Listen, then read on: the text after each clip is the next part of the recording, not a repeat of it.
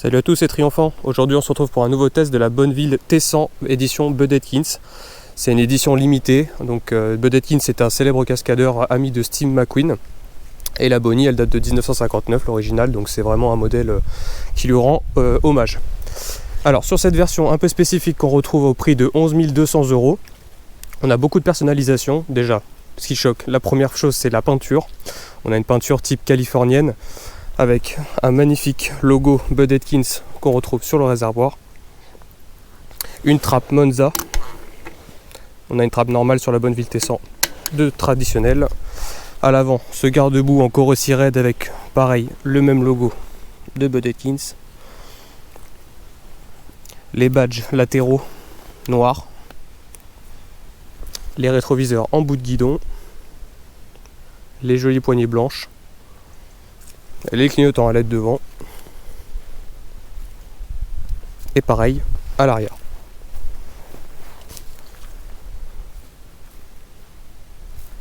Donc on va commencer par l'avant de la machine.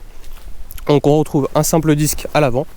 Donc avec un freinage double piston de Nissin, une fourche KYB de 41 mm de diamètre et 120 mm de débattement. Au niveau des jantes, on retrouve des jantes à rayons, à 32 rayons pour être précis. Donc pas de valve coudée sur ce modèle. C'est pas très grave, hein, c'est très accessible, il n'y a pas de souci là-dessus. Pour la partie éclairage avant, donc on a un feu traditionnel, je vous l'allume. Phare halogène, classique. Donc pas du tout de LED sur l'éclairage principal. En revanche, les clignotants, on les a quand même. Comme je vous disais, à LED. C'est vraiment un mélange mais moderne et rétro, c'est sympa. Ensuite, au niveau de la fourche, donc la fourche je vous en ai parlé, on a des petits soufflets ici pour le côté rétro. Là on a un refroidissement liquide avec un radiateur qui est super bien incorporé, on voit même pas les durites quasiment.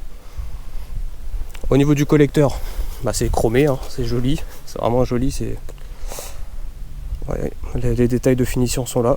On a des pots saucissons à l'arrière. On retrouve le petit logo Bonneville T100 Bud Atkins. Il faut savoir que les motos sont livrées avec des certificats d'authenticité. Voilà. Ici on a un protège genou. Bon, ça c'est un accessoire, c'est un protège réservoir. Ça coûte 35 €. Donc ici, si vous avez besoin d'un antivol, on peut mettre un support de U à l'intérieur du bloc moteur, vu qu'il n'y a pas de place sous la selle. Je vous le montre juste après. Vous voyez le détail des finitions. Si j'enlève le petit cache qui est là, à l'intérieur, on a toute la partie électronique et tout ce qui est liquide de frein, le bocal de liquide de frein arrière. On est vraiment dans le souci du détail. C'est vraiment super bien fini. Hop. Alors, il faut remettre ça en place. Hop, et hop.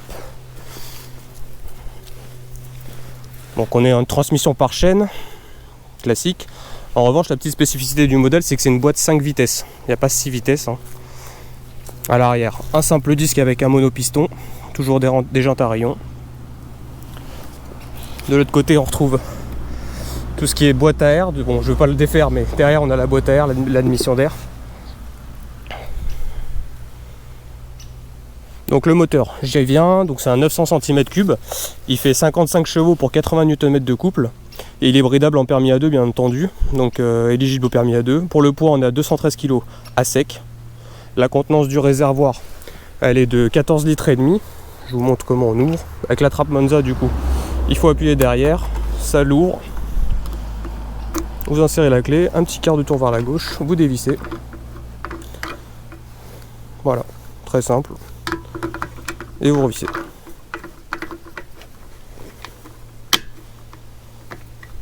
Au niveau de la hauteur de selle, c'est très accessible, on est dans les 80 cm de hauteur. Bon, pour 1m70, il n'y a pas de problème. Je vais vous montrer le tableau de bord. Donc on retrouve un double cadran vraiment très sympa avec du chrome tout autour, le petit logo Triomphe en plein milieu. Donc on reprend l'ergonomie, à gauche vous avez le bouton information, les clignotants, l'avertisseur sonore, les feux de détresse ici qu'on pousse vers la gauche pour activer et le démarreur coupe-circuit. Donc sur l'écran de gauche ici on peut faire défiler les informations avec le petit bouton information qui est là, on appuie tout simplement dessus. Là on est sur l'heure. Le traction control qui est activé par défaut, on peut le désactiver d'une simple pression sur le bouton information. ça passe en off. Vous voyez, et l'icône ici est bien activée pour vous dire que c'est éteint. On rappuie dessus, on le rallume. Si vous coupez le contact et qu'il était désactivé, il se réactive automatiquement.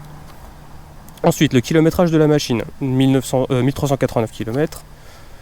Le trip partiel numéro 1, le trip partiel numéro 2, la consommation instantanée, la consommation moyenne, en essai dynamique, hein. On est plutôt dans les 3,80 litres en consommation officielle Triumph. Et on vient sur l'heure. Donc votre vitesse est là, votre contour est là. En bas, vous avez la jauge à essence avec des petites barres qui vous montrent exactement le niveau d'essence que vous avez et l'autonomie que vous avez là.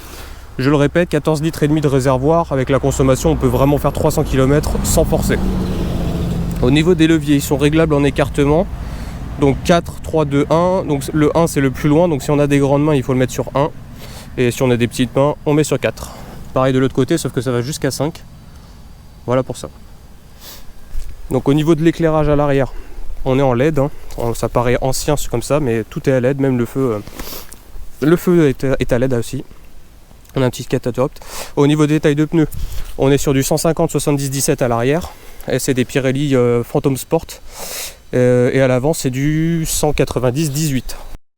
Donc pour la selle, donc la clé, elle est comme ça d'ailleurs. C'est peut-être intéressant de vous montrer. Voilà, petit logo Triumph avec un fond argenté. Donc pour la selle en dessous, la serrure se trouve sur le côté gauche. On met la clé, on tourne à gauche. Et on tire la selle. Bon, désolé, j'ai la KO Pro dans la main. Donc la selle est vraiment confort aussi, hein, c'est vraiment une grosse selle. Donc on retrouve ici les papiers de la moto. Ça, bon, Triumph Montlhéry du coup qui me la prête. On a une petite prise USB sous la selle ici qui est auto-alimentée, donc quand le moteur est allumé. Si vous avez besoin, vous pouvez faire passer un câble à travers la machine pour faire le mettre devant, tout simplement sur votre guidon pour un téléphone ou un GPS. Voilà, votre batterie est en dessous, le calculateur de la moto est là, le CU, voilà.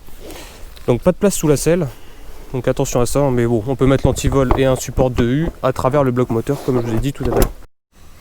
Alors pour le niveau de liquide de refroidissement, c'est en bas à gauche ici, donc caché tout derrière. Alors pour le rodage de la moto, c'est un peu spécifique chez Triumph. Alors je vous montre. Donc il y a une procédure en régime moteur à respecter.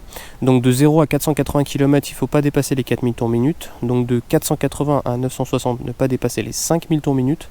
De 960 à 1280, ne pas dépasser les 6000 tours-minute. Et dernier, 1280 à 1600 km, ne pas dépasser les 7000 tours-minute. Voilà, de toute façon on arrive à la zone rouge à 7000 tours-minute. Donc sur la partie entretien, de toute façon, la première révision est à 1000 km.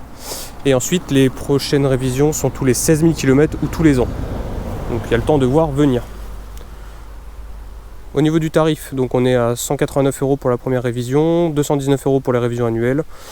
Et puis voilà. Donc après, les tarifs sont affichés en clair sur les sites de Triumph. Vous pouvez aller voir. Je vais vous faire écouter la sonorité maintenant. On met le contact. On appuie sur le démarreur qui est en bas, la petite ici. Voilà. La belle sonorité du bicylindre de 900 cm3 d'origine. Hein.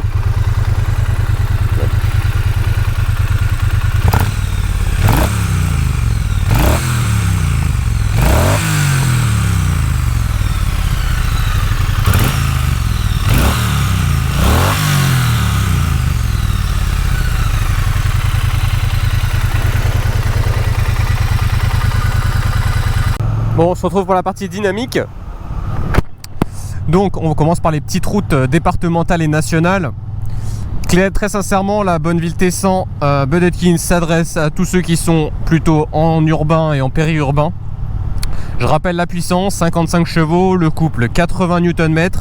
La moto est bridable en permis A2, bien entendu, à 47 chevaux et demi. Le poids 213 kg, toujours pareil. Hein. Ce qui est très important sur cette moto, c'est le couple, donc c'est la force d'accélération. La puissance, on s'en fiche finalement, parce que c'est quand on tourne la poignée, c'est la réaction qu'on a, vous voyez, en cinquième, ça reprend sans aucun problème. Donc vraiment, c'est un plaisir à rouler. En fait, on prend plaisir à rouler doucement avec cette machine. Je dis pas nous traîner, mais à apprécier le paysage. Vraiment, c'est notre philosophie de moto. C'est pour les personnes qui veulent vraiment voyager, parce qu'il y a quand même une bonne autonomie. Elle est vraiment confortable, on peut faire du duo. On peut mettre de toute façon une petite poignée passager à l'arrière en option. Donc vraiment elle incite à rouler. dans plusieurs heures, franchement il n'y a aucun problème. Au niveau de la rétrovision, de la position de conduite, la rétrovision on voit super bien dans ces rétroviseurs ronds. Ils sont réglables bien entendu dans tous les sens. La position de conduite, on est droit. Vraiment le dos très droit, les bras semi-fléchis. Voilà. Les pieds sont, les jambes sont un peu recroquevillées, mais pas du tout. Voilà, c'est vraiment très droit au niveau des pieds. C'est vraiment naturel comme position. Le réservoir, il est un petit peu imposant. Mais vu qu'on a les protections de genoux qui sont là, en fait on le serre bien et puis on a pas mal, c'est du caoutchouc donc on est bien. Donc les suspensions, c'est intéressant, on va rentrer en ville. Et le comportement général de la machine avec la boîte de vitesse, ça va être intéressant de vous montrer ça. Donc les suspensions sont vraiment typées très confort. C'est souple, vraiment on sent quasiment rien. C'est du beurre. C'est vraiment plaisant à rouler d'ailleurs. Donc la vocation sportive n'est pas présente. On peut rouler un peu vite, je vous le montrerai plus tard. Mais c'est pas fait pour. Voilà. Très sincèrement, on va pas se mentir. Donc au niveau du freinage, donc on est sur un simple disque à l'avant, en Nissin, en freinage axial avec double piston. Et à l'arrière, pareil, en simple piston. Le freinage est bon. Franchement, on a une progressivité qui est au levier vraiment intéressante. Ça freine pas du tout, il n'y a pas d'attaque au niveau du levier. Par contre, c'est pas on touche à peine le levier, ça plante les freins. Non, vraiment tout est très dosable, très facile. Vu que les leviers sont réglables en plus, vraiment on a une ergonomie qui est vraiment bien pour chaque pilote et je pense notamment aux femmes aussi. Et tous les permis A2 justement, au début on cherche un peu ces marques. En ville, la boîte est étagée un petit peu long. Voilà, si je passe la deuxième à 30, vous voyez, je suis un peu en dessous des 2000 tours minute, donc faut pas hésiter à rester dans les rapports un peu inférieurs, sinon on se retrouve un peu en sous-régime, ça peut ne pas être agréable en fait. Donc voilà, là je suis obligé de repasser la première parce que je repasse à 20 km/h. La boîte est super précise, elle verrouille bien. Il y a vraiment, franchement c'est très facile, c'est même du beurre je dirais. Tout est facile à trouver, le neutre, la première, enfin toutes les vitesses. Je rappelle que c'est une boîte 5 vitesses, l'étagement de la boîte est très long. Pour cette machine en tout cas, mais les accélérations sont pas en reste, franchement ça reste très convenable et les performances sont très bonnes pour une moto en permis A2 justement. Donc je vais essayer de me faufiler un petit peu. Hop, on met le clignotant et on dépasse. Cette sonorité, franchement, ce bicylindre. Ah là là, les petits pots saucissons font bien leur boulot derrière, c'est vraiment sympa à entendre. Pour ceux et celles qui veulent sortir de la ville, on va utiliser une petite route à virage pour montrer vraiment que la partie dynamique n'est pas en reste. C'est vraiment pratique le rapport engagé quand même, parce qu'on sait vraiment où on en est quand on débute. C'est vraiment un élément que j'aurais bien aimé avoir sur ma première moto par exemple, et je l'avais pas. Donc là, c'est très bien. Je suis en deuxième, 4000 tours minute, vous voyez, je mets de l'angle. Oh, les couleurs sont magnifiques là, en automne là.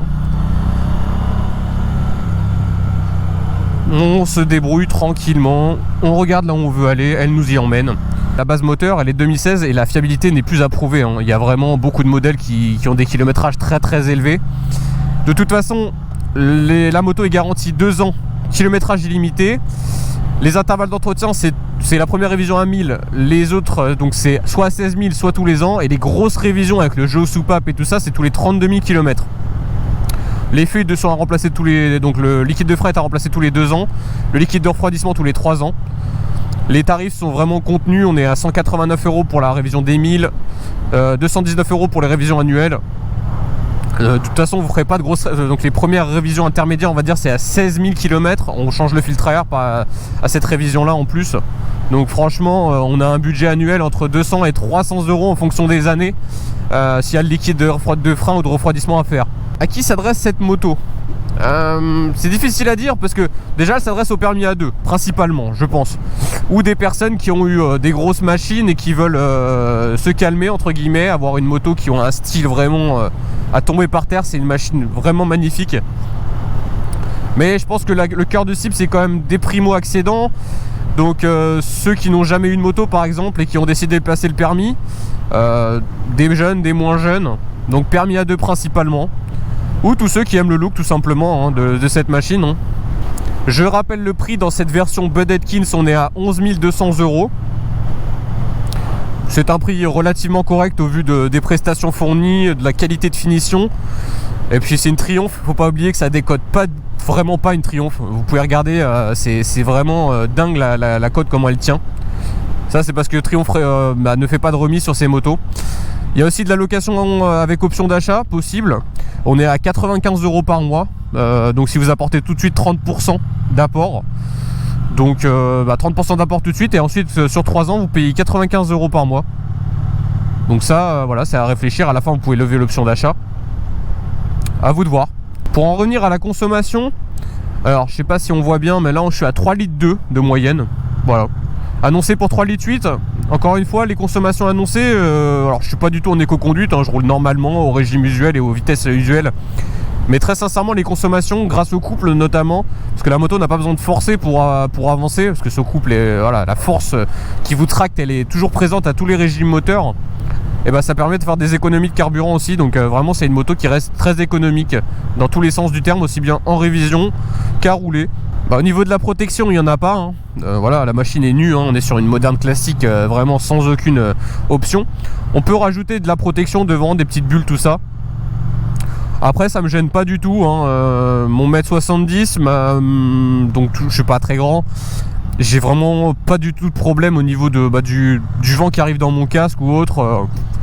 On peut même rouler avec un jet, hein. Pas de problème, ou un modulable ouvert. Pas de souci particulier à signaler là-dessus. C'est juste que sur l'autoroute c'est différent forcément, hein. Ça sera beaucoup plus on sera plus exposé au vent, donc il faudra faire attention. Sur le bridage, donc vu que cette moto est destinée au permis A2 principalement, donc le kit de bridage en lui-même il coûte 159 €. C'est une poignée en fait, une poignée de bridage, c'est un accéléromètre, hein, ici, donc c'est un accélérateur électronique, il y a un potentiomètre dans la poignée. Donc c'est une poignée qui coûte 159 €. Il y a une main d'œuvre qui s'y rajoute, donc c'est 75 €. Donc on est à 234 € pour le bridage. Alors, je vais un peu hausser le rythme là. On va aller en troisième.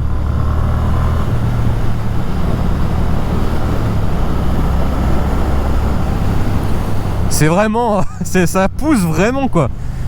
Moi ce qui m'étonne c'est que ça soit autorisé pour les permis A2 en fait, ce genre de machine. C'est que c'est tellement jouissif au niveau du couple moteur.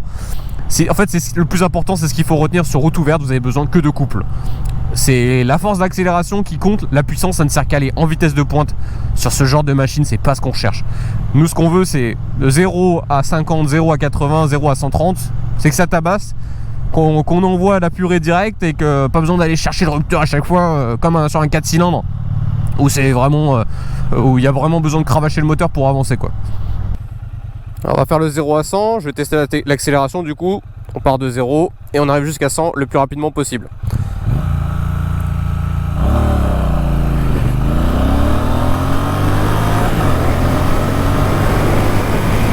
Et on est à 100. Le frein arrière, ça ralentit plutôt bien. Le frein avant, on se stoppe complètement. C'est vraiment top. Là-dessus, il n'y a rien à dire. C'est vraiment, même sur un simple disque à l'avant, c'est largement suffisant.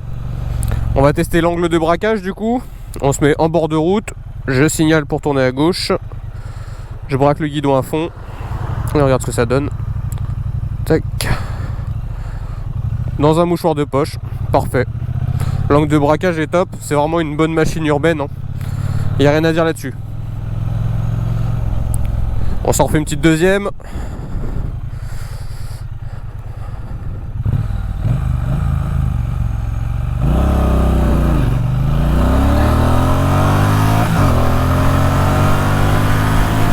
Ouais, on arrive à 100. C'est bien hein, pour une machine en permis A2 quand même. En bridant 47 chevaux et demi, le couple est vraiment bien présent. On sent les 80 Nm de couple, c'est vraiment sympa. Je voudrais remercier Triumph Coignères et Triumph Montlhéry qui sont gérés par le même gérant et la même gérante, Cédric et Carla, qui ont la gentillesse de me prêter la moto pour faire ce test, hein. Vraiment, moi ça me plaît de le faire. Je sais que ça vous plaît aussi parce que vous êtes nombreux à regarder quand même. Ça vous donne beaucoup d'informations. Je vais un peu plus profondément que certains journalistes ou d'autres youtubeurs amateurs. J'essaye vraiment de me focaliser là-dessus à 100%. Voilà. Donc si ça vous intéresse, la moto est réservable à l'essai, donc sur le site internet Triomphe-Montlhéry ou Triomphe-Coignières, ou par téléphone. Je vous laisse chercher les numéros sur internet, ou je les mets dans la description aussi.